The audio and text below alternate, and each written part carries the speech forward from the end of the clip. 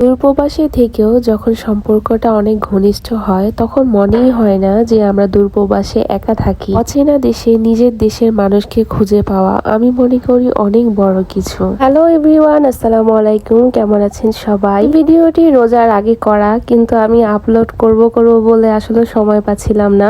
রোজার কারণে টাইমটা পুরো এলোমেলো হয়ে গেছে। সৌদি আরবে কিন্তু এখন পর্যন্ত শীত যায়নি, ভালোই ঠান্ডা পড়তিছে, যার কারণে আমরা ভাবলাম যে আমরা একটা বারবিকিউ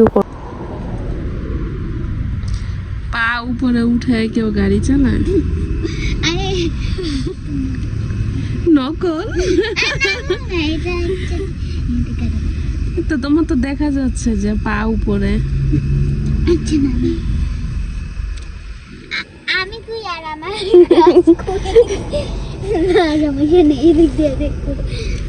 এই শীতের জন্য আমরা ভাবলাম যে বারবিকিউ পার্টি করব, তার জন্য সবকিছু অ্যারেঞ্জ করলাম আর একটা ভাবির বাসায় চলে যাই এই সবকিছু ম্যারিনেট করার জন্য। সবসময় তো আমরা পার্কে দেখা করতাম, সবাই পার্কে একসাথে হতাম আর বাচ্চারা একসাথে খেলাধুলা করতো, কিন্তু বারবিকিউর জন্য আমরা সেদিন একটা ভাবির বাসায় চলে যাই। এই যে ছোট বাবুটা দেখছেন, মাশাল্লাহ, ওদের বাসায় আমরা যাই আর কি। মেনলি অচেনা দেশে নিজের দেশে মানুষ যখন খুঁজে পাওয়া যায় তখন সবাই কিন্তু অনেক খুশি হয়। আমরা যেমন খুশি, বাচ্চারাও ঠিক তেমন খুশি। যখনই পার্কে যাই তখনই একজনকে ফোন দিয়ে আসতে বলি, কারণ বাচ্চারা সবাই একসাথে হলে ওদের কাছেও খুব ভালো লাগে, একাকী তো আর লাগে না। তাই ভাবলাম যে আমরা যেহেতু সবাই একসাথে আড্ডা দেই, এবার বাচ্চার বাবাদেরকেও একসাথে করার পালা, এবার সবাই একসাথে মিলে আড্ডা দিব। তাই আমরা বারবিকিউ অ্যারেঞ্জটা করি। খাওয়া দাওয়া শেষ করে এবার মেন কাজের পালা। আগে বাচ্চাদেরকে খাওয়ানো হয়েছে, কারণ বাচ্চাদের পেট ঠান্ডা থাকলে ওদের সবকিছু ঠান্ডা থাকে। বাচ্চাদেরকে শান্ত করে আমরা তিনজন একসাথে কাজে লেগে যাই। তিনজন যখন একসাথে হই তখন আমাদের গল্পের শেষ থাকে না, প্রচুর পরিমাণে আমরা গল্প করি।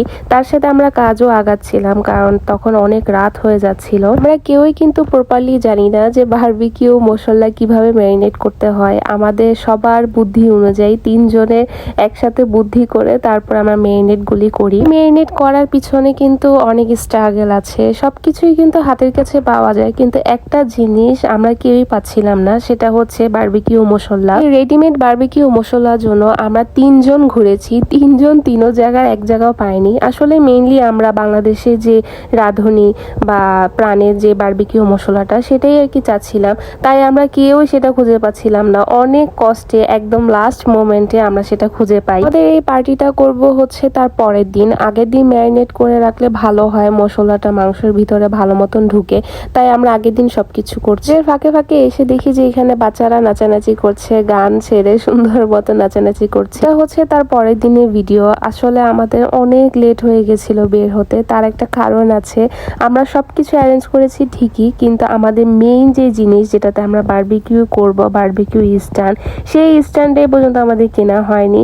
তারপর আমাদের সাথে একজন ভাই ছিল, সেই ভাই আর কি বারবিকিউ স্ট্যান্ড কিনে প্লাস কয়লা হতে সবকিছু আর কি কেনাকাটা করে তখন। আর সব থেকে বেশি লেট করি আমি নিজেই, আমার কারণে আসলে মেইনলি লেট হয়। ভাবিরা বারবার বলছিল বের হওয়ার জন্য, কিন্তু আমি আসলে কাজের জন্য বের হতেই পারছিলাম না।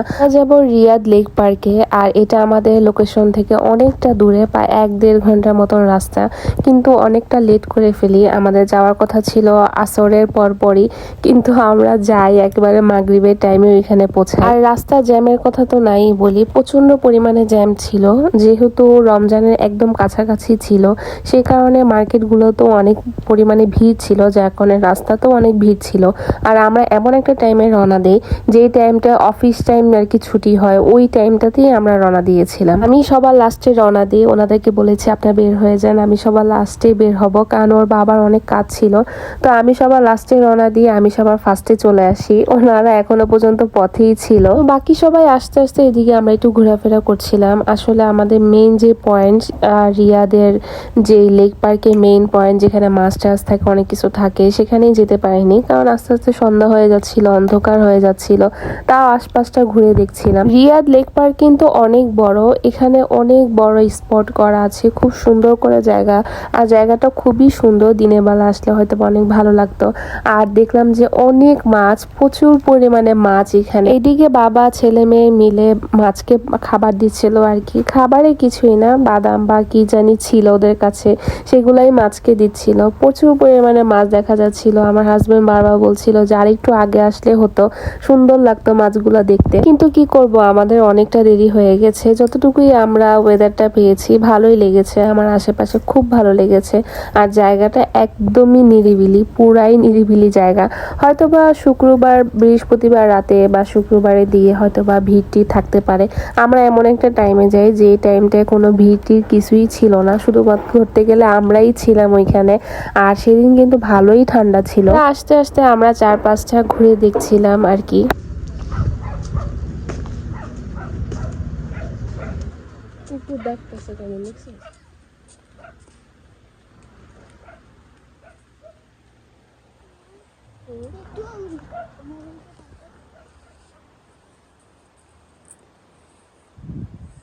আশেপাশে দেখলাম অনেক কুকুর ডাকাডাকি করছিল।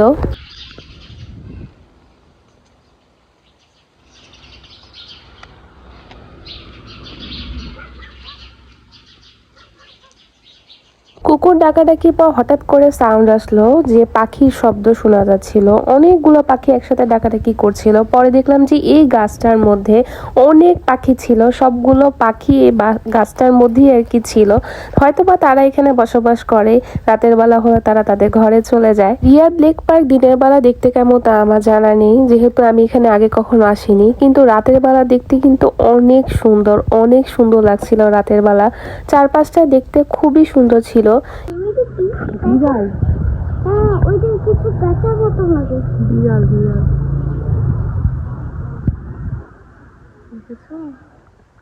এখানে পাখি ধরতে গেছে, ও পাখি শিকার করতে গেছে। এটা হচ্ছে একটা লাইট পোকা। এত বড় এই পোকাটা ছিল, ক্যামেরাতে বোঝা যাচ্ছে না, কিন্তু অনেক বড় এই পোকা। বলেন তো এটা কি? তেঁতুল গাছ কিনা? আর এটা তেঁতুল কিনা?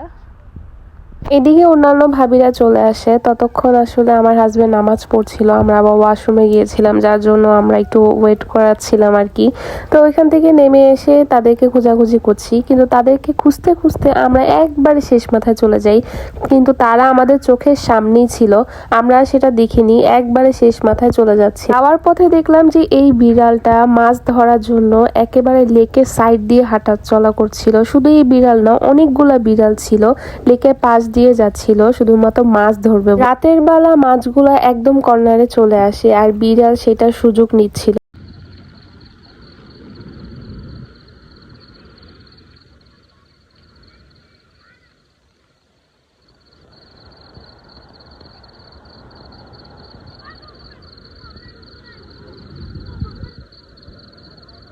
আগে গ্রামে গেলে রাতের বেলায় এরকম ঝিঝি পোকার আওয়াজ পাওয়া যেত। সামনে যতই যাচ্ছিলাম ততই দেখলাম যে লেকের পাশে সবাই বসে আছে বারবিকিউ করার জন্য। আর এই লেকে কিন্তু নামা যাবে না, এখানে কিন্তু আপনার একটা সাইনবোর্ড দেওয়া আছে, এখানে মাছ ধরা নিষেধ, সুইমিং করা নিষেধ, সবকিছু বোর্ডে দেওয়া আছে। তার সাথে এখানে নাইট গার্ডও আছে। শুধু নাইট গার্ড না, দিনের বেলাও হয়তো বা গার্ড থাকে। এই লেকে এত পরিমাণে মাছ, যে কারোর মন চাবে মাছ ধরার জন্য। খুব সুন্দর লাগে মাছগুলো দেখতে। আমি কয়েকটা ভিডিও দেখেছিলাম গুগলে, আমার কাছে খুবই ভালো লেগেছিল। যদি দিনের বেলা এই সিনটা দেখতে পারতাম হয়তো বা আরো বেশি ভালো লাগতো। আমাদের সাথে বাকি সবাইকে খুঁজতে খুঁজতে আমরা অনেক দূরে চলে যাই, কিন্তু আমরা তাদের সামনে দিয়েই যাই আর কি, কিন্তু তারাও আমাদেরকে দেখে না, আমরাও তাদেরকে দেখি না। ফাইনালি আমরা একজনকে খুঁজে পাই অনেকক্ষণ পর। সবাই কিন্তু অনেক আগে এসেছি, কিন্তু একজনের জন্য ওয়েট করছিলাম। কেউর সাথে এদিকে আমরা কিছু নাস্তার ব্যবস্থা করেছি। আমি বাসা থেকে পাস্তা রান্না করে নিয়ে এসেছিলাম, আরেকজন ভাবি সিঙ্গারা বানিয়েছিল নিজের হাতে, আরেকজন ফুচকা বানিয়ে নিয়ে এসেছিল। প্রত্যেকটা আইটেম খুবই মজা হয়েছে, খুব ভালো লেগেছিল। আমরা নাস্তা টাস্তা করে সেখান থেকে চলে যাই। তার কারণ হচ্ছে আমাদের সাথে ছোট একটা বাবু ছিল, সেটা তো এর আগেও দেখেছেন, আমরা তাদের বাসায় গিয়েছিলাম এর আগের দিন। বাবুটা খুব ছোট, আর সেদিন প্রচন্ড পরিমাণে ঠান্ডা ছিল। ঠান্ডার কারণে বাবু খুব বিরক্ত করছিল। আর বাচ্চার মা হচ্ছে, বাচ্চা যেখানে শান্তি, মা বাবা সেখানেই শান্তি মনে করে প্রত্যেকটা বাবা মার কাছে বাচ্চার প্রায়োরিটিটা সবচেয়ে বেশি। বাচ্চা যেখানে সেফ ফিল করবে সেখানেই যাওয়া উচিত। দেন আমরা সেখান থেকে চলে এসে আমরা আমাদের বাসার একদম কাছাকাছি একটা লোকেশনে যাই, যাতে সবাই একটু ঠিক মতো থাকতে পারে। সবার আসলে কারো তেমন অসুবিধা হয়নি, বাবুটার জন্যই আর কি আমাদের সবার খারাপ লাগছিল। তারপর আমরা একদম পাশে, এটা হচ্ছে আমাদের বাসার একদম কাছাকাছি একটা খালি জায়গা, সেখানে আমরা বারবিকিউ করি আর কি। তখন ছোট বাবু আর ওর মা থাকতে পারেনি, কারণ বাবু সেফটিটা আমি মনে করি সবার আগে, যার কারণে তখন আর ভাবি থাকতে পারেনি, বাবুকে নিয়ে বাসায় ছিল। আর ভাই আমাদের সাথে ছিল, আমাদের সাথে জয়েন করেছে। এদিকে ছেলেরা আগুন জ্বালানোর জন্য বহু চেষ্টা করছিল। প্রথমে মোম দিয়ে অনেকবার আগুন জ্বালানোর চেষ্টা করেছে অনেকক্ষণ ধরে, কিন্তু তাও হয়নি। এরপরে থিনাল আনা হয়, থিনাল এলে তারপর আগুন জ্বালানো হয়, কিন্তু কোনো মতেই কয়লাতে কেন যেন আগুন ধরছিল না।